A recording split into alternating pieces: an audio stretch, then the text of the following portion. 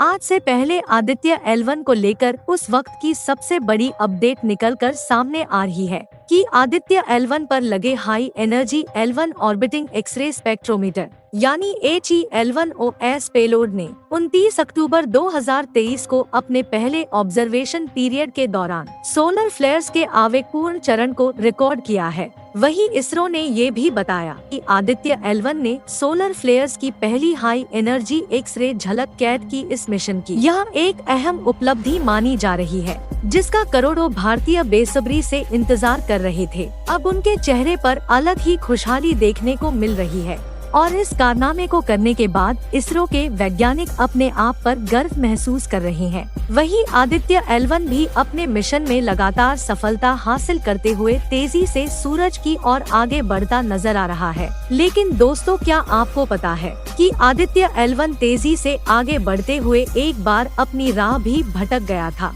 उस वक्त हम सबके दिमाग में कई तरह के सवाल उठ रहे थे आदित्य L1 को लेकर कि क्या अंतरिक्ष की गहराइयों में खो गया है आदित्य L1 या फिर इसने दोबारा से अपनी राह पकड़ ली है। इस बारे में इसरो ने बहुत ही शॉकिंग न्यूज के जरिए इसका खुलासा किया था और बताया कि कैसे उन्होंने आदित्य L1 को इस बड़ी मुसीबत से बचाया। ऐसे में इन सवालों के चलते आदित्य L1 अपनी मंजिल तक कैसे पहुंचेगा, साथ ही में यह सूरज के प्रचंड ताप से खुद को कैसे बचाएगा और क्या सूर्य के रहस्यों का अध्ययन करना काफी चुनौतीपूर्ण है। दोस्तों, ऐसी ही संपूर्ण जानकारी जानने के लिए इस वीडियो को एक लाइक करें और कमेंट बॉक्स में इसरो की मेहनत के लिए जय हिंद जय इसरो जरूर लिखें। साथ ही में अगर आपने हमारे चैनल को अभी तक सब्सक्राइब नहीं किया है तो जरूर से कर दे। तो चलिए दोस्तों, हम अपने टॉपिक पर आते हैं। 2 सितंबर के दिन श्री हरिकोटा के सतीश धवन स्पेस सेंटर से आदित्य L1 को सूरज की सफल उड़ान के लिए रवाना किया गया था। अब इस मिशन को भेजे हुए 3 महीने से ज्यादा हो चुके हैं और यह पृथ्वी से अब तक 10 लाख किलोमीटर से ज्यादा की दूरी तय कर चुका है।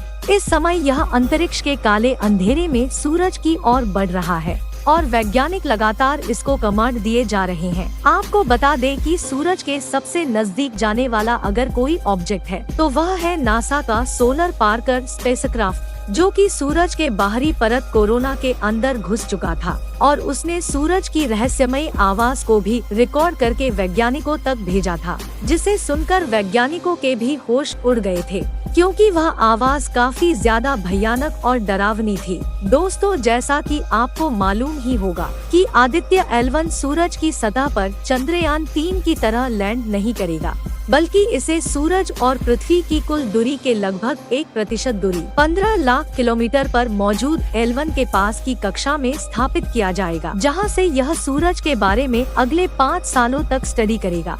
आपको बता दें कि सूरज की स्टडी करने के लिए इसमें 7 तरह के उपकरण लगाए गए हैं, जो कि सूरज से आने वाली रेडिएशन, सौर तूफान, कोरोनल मास इंजेक्शन के बारे में स्टडी करेगा।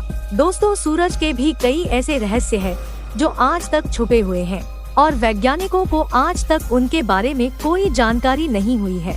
इसलिए वैज्ञानिक मिशन करके सूरज के बारे में और अधिक जानकारी जुटाना चाहते हैं। सूरज के केंद्र का तापमान लगभग 15 मिलियन डिग्री सेल्सियस है, जबकि इसकी बाहर की सतह का तापमान केवल 6000 डिग्री सेल्सियस है। लेकिन यही तापमान इसके वातावरण के आखिरी हिस्से यानी कोरोना तक पहुँचते पहुँचते 1 से 3 मिलियन डिग्री सेल्सियस हो जाता है। ऐसे में हैरान करने वाली बात यह है कि आखिर सूर्य की ऊपरी परत यानी कोरोना का तापमान उसके केंद्र से इतना ज्यादा क्यों है।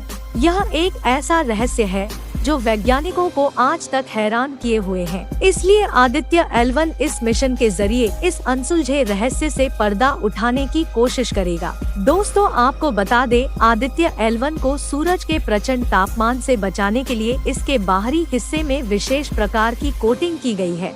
साथ ही में इसकी सुरक्षा के लिए एक मजबूत हीट शील्ड और अन्य उपकरण लगाए गए हैं।